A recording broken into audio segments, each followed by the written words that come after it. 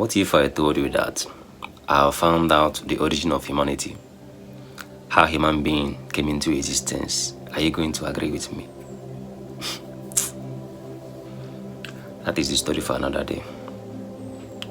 Whenever I have the chance, I will do it. But if you are too eager to know, then you can DM me and sponsor it now. You get, because it is going to take me 2 weeks to bring them together. You understand? And it is going to be about 20 to 30 minutes video. Yeah. That is by the way. So there's something I want to tell you guys today. Look, there's nothing like hell and there's nothing like heaven. It is only a state of mind. That is why you need to seek enlightenment to be able to awaken your spiritual essence, for you to be able to be aware of what you truly are. That is your main mission coming to this life, you see. And why people do reincarnate is nothing but, it's not as if it is a punishment, but because of what? There is a specific stuff which you are here for you to learn, and if you do not learn it, then that means that you are going to spawn in again to live that same life again, to be able to gather that information or enlightenment, to be aware. You understand? What I'm trying to say in essence is that in spirituality, in the spiritual realm, there's levels of gates. You understand? There's levels of consciousness and awareness, just like how 3D realms and 5D realms are. You understand? If you do not pass through your primary 6, you do not take your common entrance, there's no way you're going to be in JSS1. If you do not take your junior WAEC examination, there's no way you're going to be in SS1.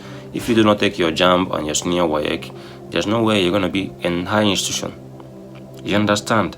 And before you can get a job, a high paying job, a white collar job and all those stuff in a government house or in a private organization, you need specific qualifications for you to be able to get such a job. You understand? That is how it is. So it deals with enlightenment, it deals with consciousness and awareness. You understand? But why people do not understand this is because of how people have been indoctrinated into the system that kept them and trapped them into survival mode, which is fear. You get?